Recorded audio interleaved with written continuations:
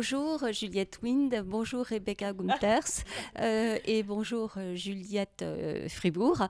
Nous sommes au théâtre de la Reine Blanche où vous donnez un spectacle qui s'intitule The Abortion Chips. Et en fait, ce spectacle, de façon assez exceptionnelle, met en scène une personne qui se trouve être là dans la salle. C'est vous, Rebecca, qui êtes en fait la fondatrice du mouvement Women on Waves. Est-ce que vous pouvez nous parler de votre association et du travail que vous menez depuis plusieurs années ?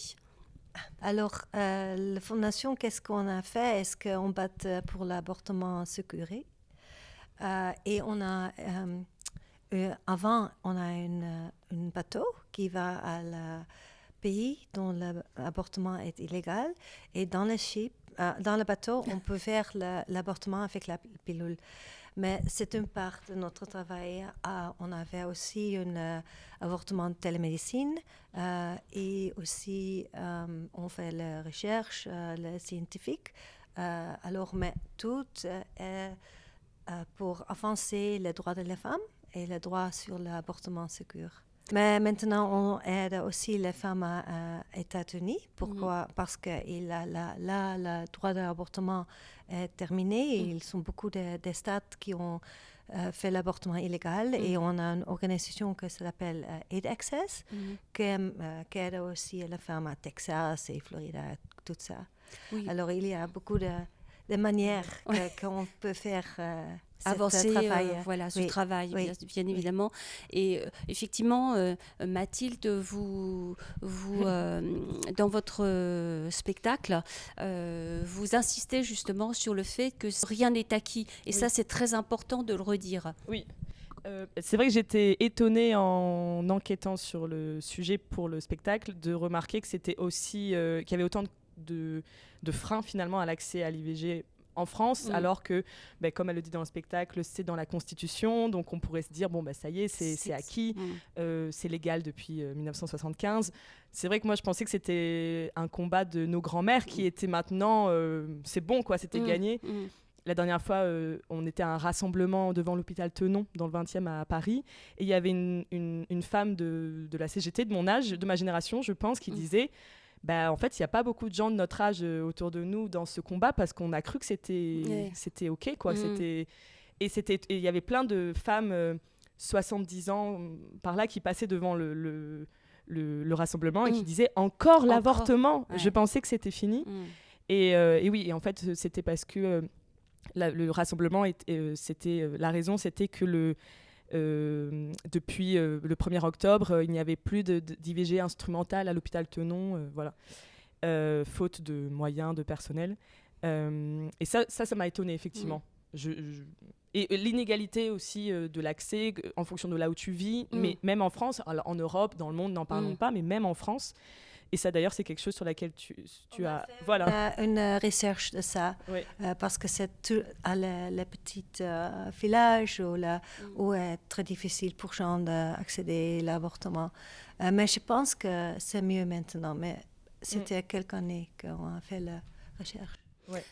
Et vous, Juliette, vous jouez finalement cette gynécologue engagée dans un hôpital français.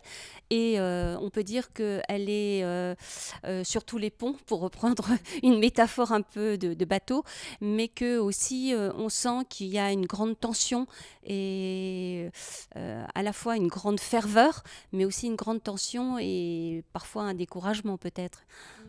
Oui, c'était très intéressant de travailler ce personnage justement pour explorer un peu ces deux contradictions-là, à la fois la joie de l'amour de son métier, la joie d'arriver au travail le matin, de porter pleinement son travail qu'elle fait avec plein de passion et qui a beaucoup de sens aussi pour elle.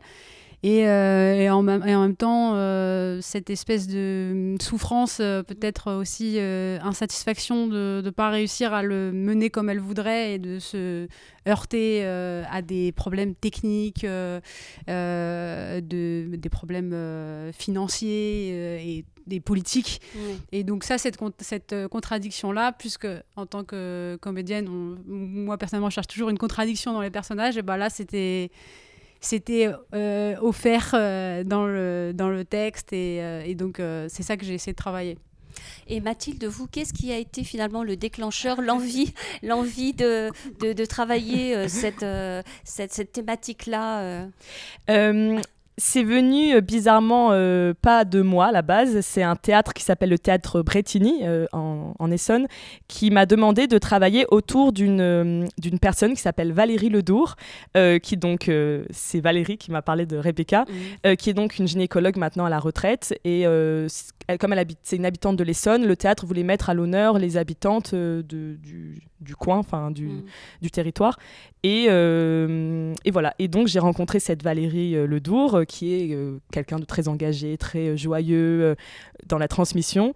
Et dans mon questionnaire, à un moment, la question était: est-ce qu'il y a une personne qui vous inspire, et quand vous pensez à elle, ça va mieux? Et elle me dit: oui, c'est Rebecca Gompertz. Et elle me raconte l'histoire dont on parle dans le spectacle, comme quoi elle a failli rencontrer Rebecca, mais elle était restée à l'époque sur le bateau pour une action, donc elle s'était vue en visio. Et ça, je trouvais ça extraordinaire.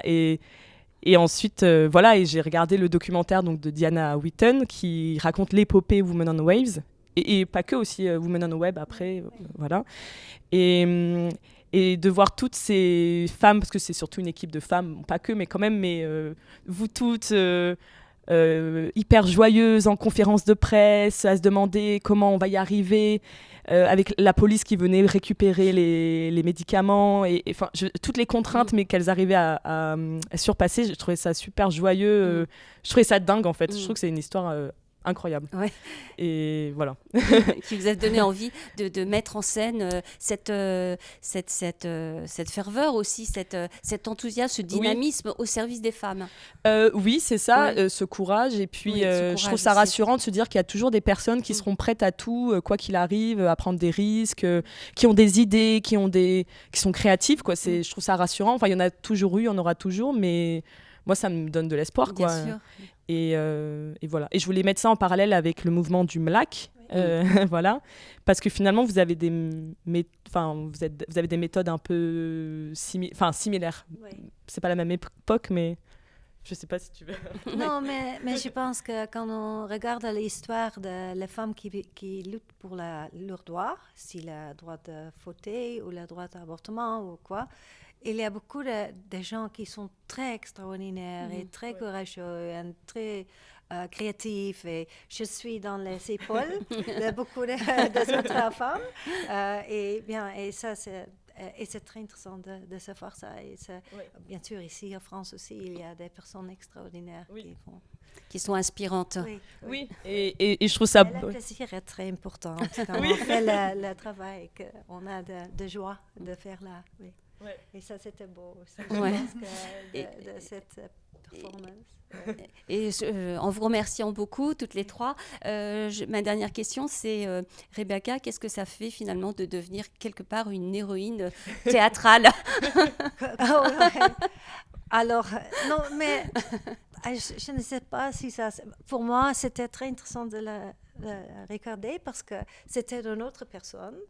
Et l'histoire de Women on Waves, c'est une addition pour aider cette histoire. Mais bien, c'est très émotionnant de voir ça, mais aussi parce que la manière comme tu joues un docteur, des médications, demystifying. Démystification. Je pense que c'est très important. Et elle m'a dit qu'elle a aussi joué ça à les écoles et aussi à la prison.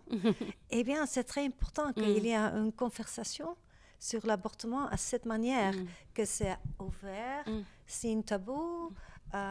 Et c'est très, très important. Merci pour le travail que tu fais. Ben, merci à toutes les trois. Merci beaucoup. Et pour ce beau spectacle. Merci beaucoup.